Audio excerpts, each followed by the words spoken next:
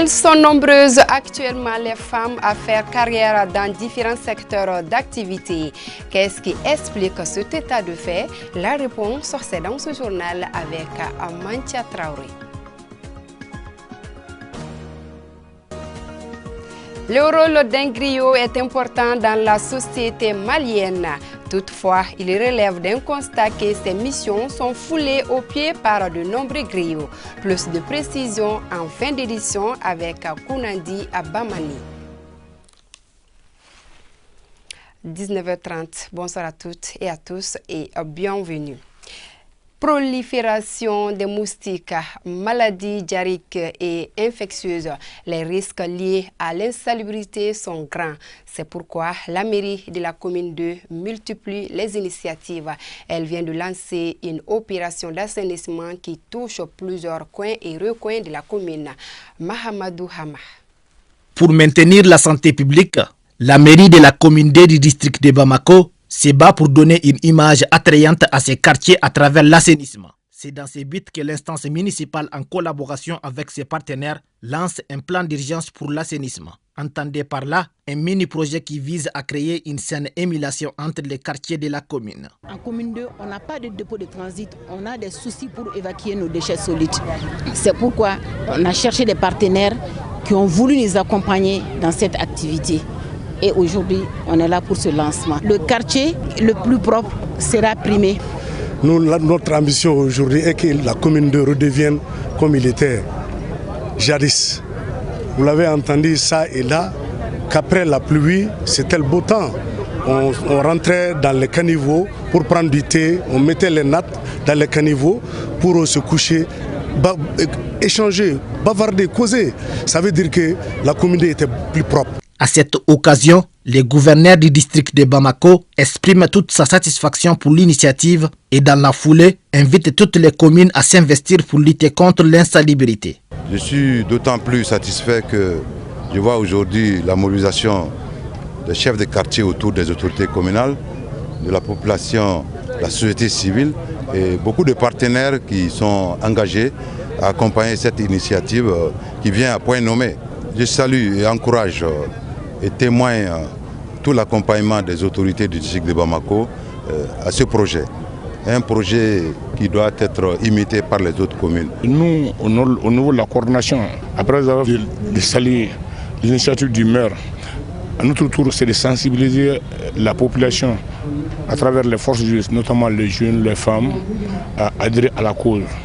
Car le problème du dépotoir est un problème au niveau de la commune. Ce projet s'étend sur 3 mois. La remise de ces équipements de nettoyage aux différents quartiers de la commune a marqué l'événement. Après l'acquisition des équipements, il ne reste plus qu'à se mettre à l'œuvre, surtout qu'un prix est en jeu. L'entrepreneuriat féminin, on en parle dans ce journal. Elles sont de plus en plus nombreuses, les femmes, à faire carrière dans différents secteurs d'activité. Un état de fait qui s'explique dans certains cas par l'inadéquation entre l'emploi et la formation. Toutefois, certains domaines attirent plus la gente féminine. Mantia Traoré. Jadis rarissime dans notre pays, l'entrepreneuriat féminin entre de plein pied dans notre société. Dans certains secteurs, majeurs des femmes, voire des jeunes filles se battent. L'entrepreneuriat féminin est même perçu comme un levier de réduction du chômage et de la pauvreté. Au Mali, elles sont nombreuses ces femmes à entreprendre par nécessité. Je suis quelqu'un qui aime naturellement les défis et je préfère en fait développer des axes qui restent peu développés. Ça nous permet d'être indépendantes. Et puis, entreprendre ne veut pas dire forcément être instruite. Qu'on soit instruite ou pas, on peut entreprendre dans la vie. Seulement si on est instruite, ça nous facilite la tâche. J'ai essayé de chercher un peu du boulot partout, mais j'ai pas eu. Du coup, je me suis dit, bon, pourquoi ne pas faire ce que je sais faire le plus, le commerce. Les femmes dirigent désormais un tiers de toutes les entreprises de l'économie informelle à travers le monde. Ici au Mali, la plupart évoluent dans un même domaine d'activité, à savoir le commerce. Si certaines sont dans des boutiques, d'autres préfèrent exercer leur activité en ligne. Comme vous le voyez, je suis dans le commerce des hijabs, donc des habits pudiques et même des secrets de femmes. Je vends un peu de tout, vente d'articles divers. Tout ce qu'on fait dans la vie, on ne doit pas être complexé là-dedans. Depuis que je suis au lycée, je vendais le jus de ma maman. À l'université, c'était la même chose. Je suis juriste de formation. Je pouvais dire qu'en tant que juriste, je ne vais pas amener les jus à l'école. Mes camarades vont me voir avec les jus de ma maman. Pour pouvoir faire quelque chose, il faut l'aimer d'abord. Moi, j'ai toujours aimé le commerce. J'ai commencé d'abord au quartier, j'achetais des parfums, je les revendais. Et puis chaque semaine, je passais encaisser. Bon, après, j'ai vu que je pouvais vendre en fait sur le net. Donc j'ai commencé à publier sur ma page personnelle, d'abord Facebook. Après, j'ai eu l'idée de créer une page officielle. Malgré la présence remarquable des femmes entrepreneurs dans le domaine du commerce, certaines comme Fatoumata Traoré, promotrice d'une agence de placement universitaire et d'insertion professionnelle, se dit ravie d'avoir réalisé son rêve d'enfance. Depuis mon bas âge, je dirais que j'étais très entreprenante. J'avais plusieurs idées à la fois, même étant à l'école. Et je me voyais difficilement en fait évoluer dans un monde où je serais employée, dans la mesure où je me trouverais en fait limitée dans mes idées, je ne pouvais pas exécuter mes tâches comme je voulais.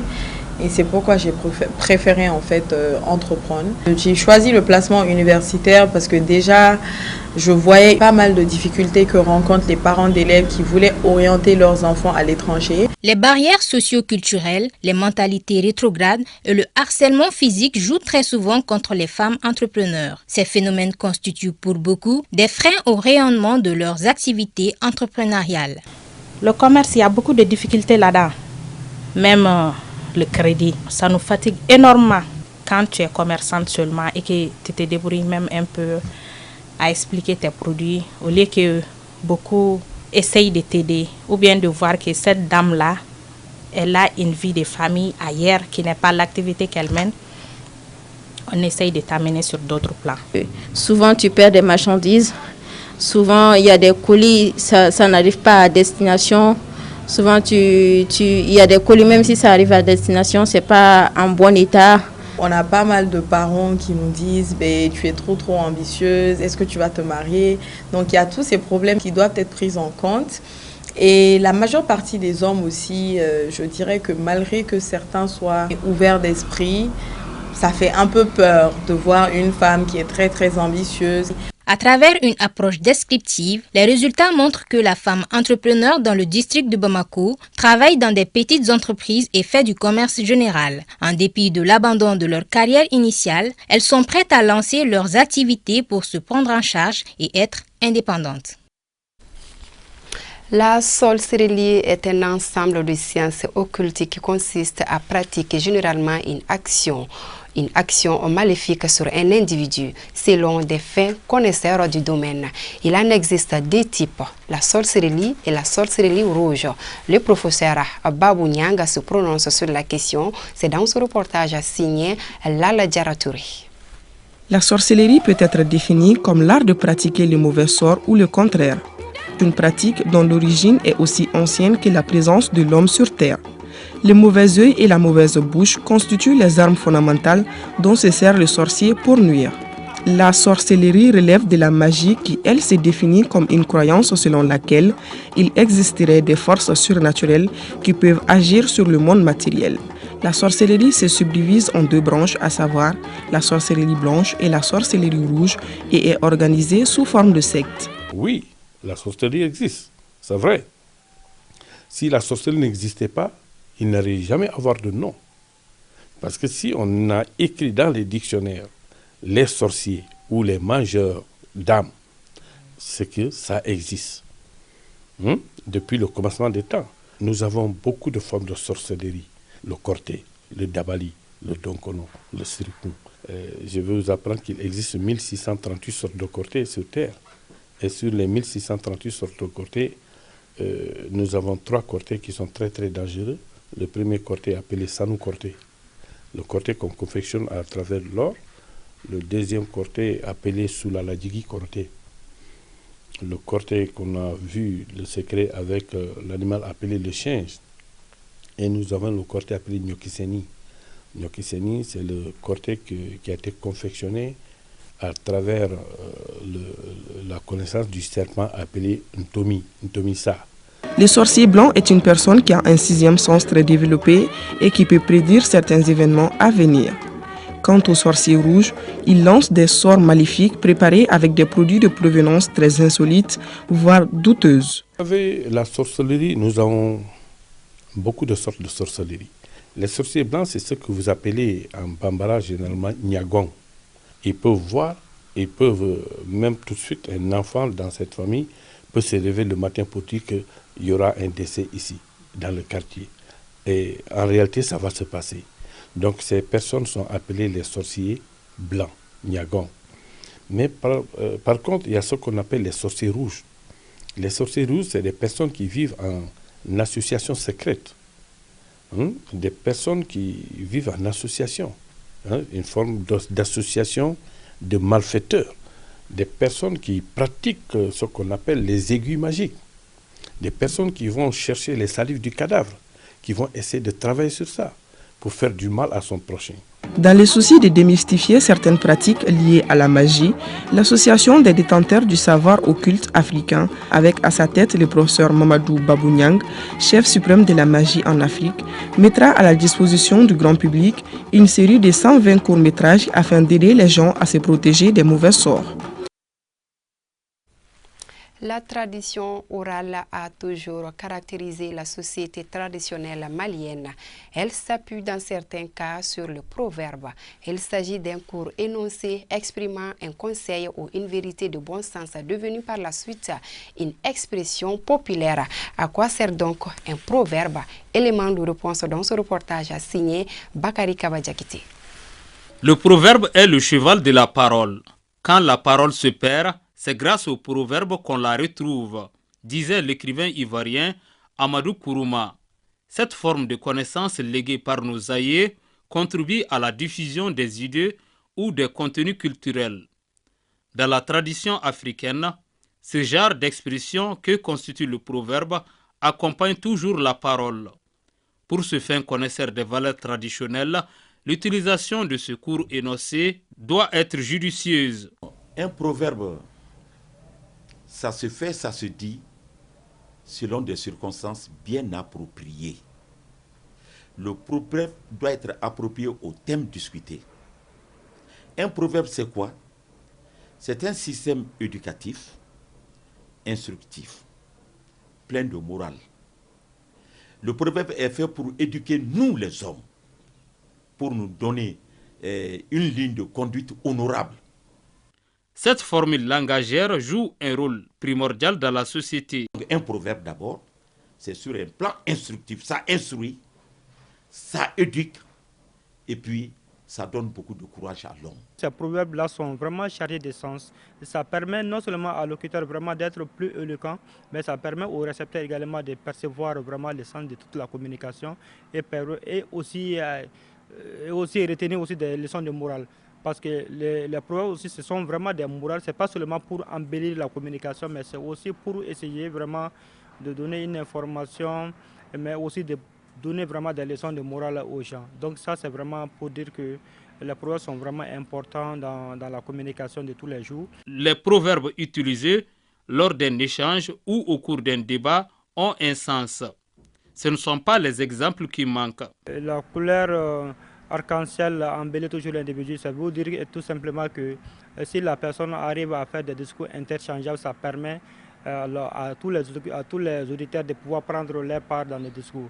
Donc l'arc-en-ciel, c'est pour dire qu'effectivement qu'il y a une diversité de couleurs qui est là. L'homme a beau rester en haut, il finira toujours par descendre. Ça veut dire qu'effectivement que vous pouvez bien courir, vous pouvez bien faire vos activités aujourd'hui, mais un jour vous finirez par vraiment vous reposer parce que vous ne serez plus en capacité physique de pouvoir tenir les activités qu'on vous a confiées. L'utilité de ce savoir dans la communication est bien comprise par les uns et les autres. Les proverbes dans notre société est tellement important parce que si tu prends le langage, même la communication même au milieu traditionnel, auparavant les proverbes la communication était basée sur les proverbes. Et tu vois un vieux, à travers les proverbes, il peut éduquer vraiment la majorité de ses enfants à travers les proverbes. Je dirais que les proverbes là sont très importants, surtout dans notre communication. Auparavant, pour débuter la parole avec les aînés, Donc, il se sert avec des proverbes. Donc, il maîtrise bien. Donc, dès qu'il commence le proverbe, donc, toi, étant enfant, tu sais déjà ce qu'il veut dire. Il incombe aux sages ayant acquis ce savoir de former les jeunes, souhaitent les spécialistes de notre tradition. Une parole sans proverbe est comme une sauce sans sel. Les expressions proverbiales prouvent une certaine maîtrise dans la diffusion des messages pour attirer l'attention du public sur un fait ou donner une leçon de morale. Les griots est une catégorie d'hommes de caste dont les missions consistent à promouvoir la paix et la cohésion sociale. Ils véhiculent l'histoire, la généalogie et les formules du droit commun. Il se doit d'être présent à l'occasion des cérémonies de mariage, de baptême et même de funérailles. Partant de là, on imagine combien le rôle d'un griot est déterminant dans la société. Cependant, il relève d'un constat que ces missions sont foulées aux pieds par de nombreux griots. Kounandi Bamani.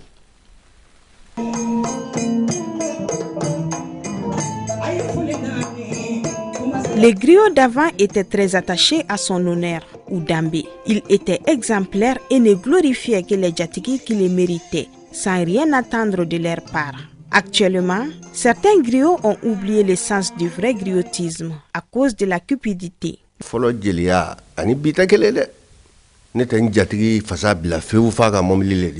Aujourd'hui, le griotisme consiste à exiger des choses à son djatigi. C'est la cupidité et la rivalité qui sont à la base de tout changement dans le griotisme.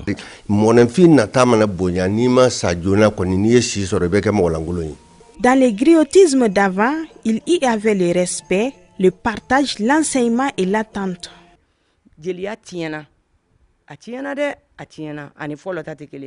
Le griotisme tend vers autre chose. Nos aînés faisaient du griotisme et connaissaient les valeurs du griot.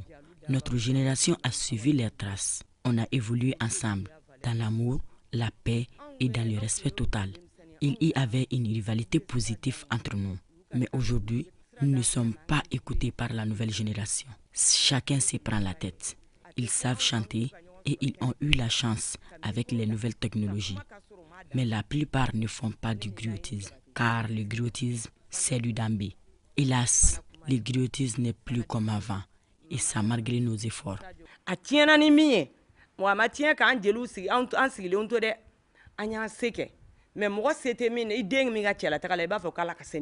Rien n'a changé dans le griotisme au dire de Takari Kouyaté. Par contre, elle estime que certaines personnes ont perdu leurs repères en faisant du griotisme.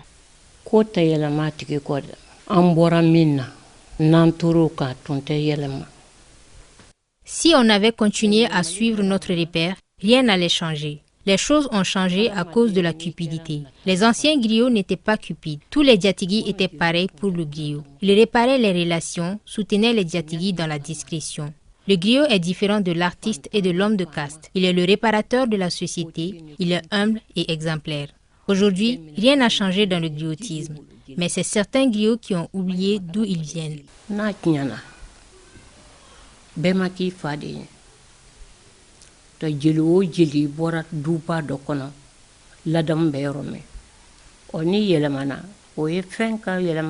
Selon nos interlocuteurs, le vrai griotisme demeurera toujours. Cependant, il invite la nouvelle génération de griots à revenir au Dambé et d'ajouter qu'un bout de bois a beau séjourner dans l'eau, il ne sera jamais un caïman. Le rapport journalier de la maladie à coronavirus avant de boucler ce journal. 0 cas positifs, 3 guéris, 0 décès sur 237 tests réalisés. 33 patients sont sous traitement pour vous protéger et protéger les autres. Suivez les mesures de prévention et faites-vous vacciner. Voilà, fin de cette édition. Merci à vous de l'avoir suivi et bon début de semaine à vous tous. Au revoir.